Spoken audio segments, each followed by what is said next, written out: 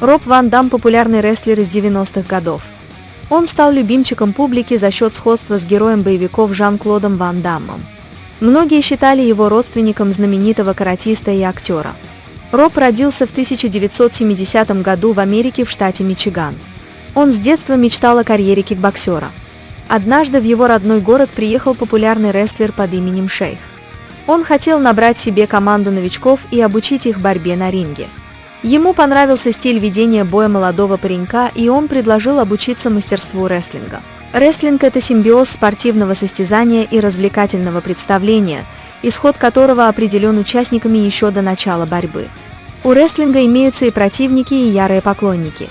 Минимальное количество четко сформулированных правил является ключевой чертой рестлинга.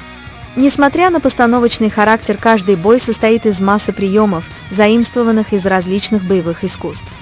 Этот факт предопределил некоторую похожесть рестлинга на греко-римскую борьбу.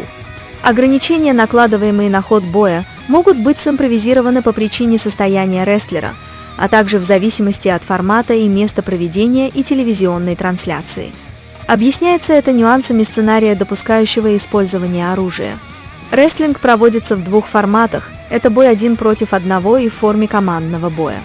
Вид боя влияет на требования к победителю, однако выиграет только одна сторона. Отдельные моменты могут быть оговорены организаторами боя. Рестлинг – это спортивное развлечение и театрализованная схватка, получившая наибольшее число поклонников в рядах американцев. Любопытно, что большинству зрителей известен факт заблаговременного определения победителя, тем более, что во время поединка определить лидера бывает сложно. Рестлеры, как правило, имеют мускулистое телосложение и огромные габариты. Зрители часто посещают рестлинг для того, чтобы полюбоваться на огромных спортсменов. Возможно, именно поэтому рестлинг считается скорее спортивным развлечением, нежели серьезным видом спорта. Сложно найти сходство рестлинга с каким-нибудь другим видом единоборств по причине неиспользования ударной техники. С представителями боевых искусств рестлеров могут объединять предметы одежды, например, заимствованные из тайского бокса или карате. В 1990 году Роб дебютировал в рестлинге. Роберт быстро схватывал все приемы и научился зажигать публику. Также он хорошо чувствовал себя на ринге. Однако организаторы боев были недовольны незвучным именем бойца. Однажды один из них заметил внешнее сходство с набирающим популярность в то время главным героем кровавого спорта и в поисках приключений. С той поры его стали называть Робом Ван Даммом. При этом парню придумали целую легенду, и которой он должен был строго придерживаться. Якобы он двоюродный брат Жан-Клода, и они вместе начинали в кикбоксинге. Но затем младший решил посвятить себя рестлингу. Роб даже старался говорить с акцентом, чтобы никто ничего не заподозрил. Выдуманная легенда отлично сработала. Ведь Роберт – обладатель воистину уникального боевого стиля.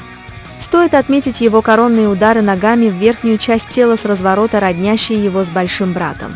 Нередко можно увидеть, как Роб захватывает ногу противника, блокируя удар, а затем делает собственный удар с разворота одной ногой и тут же наносит еще один мощнейший удар. Также для Роберта совсем не проблема легко сесть на шпагат. Далее он сыграл в качестве актера мощных бойцов в нескольких фильмах. Только спустя 30 лет выяснилось, что Роб просто притворялся братом известного актера, чтобы получить кусочек его популярности. На данный момент Робу уже за 50. В кино последний раз он снимался в 2016 году. Это был боевик «Снайпер. Специальный отряд». Основной доход Роба приходится на рекламу и зарабатывает на остатки своей былой славы рестлера. В 2021 году его включили в зал славы Всемирной Федерации рестлинга.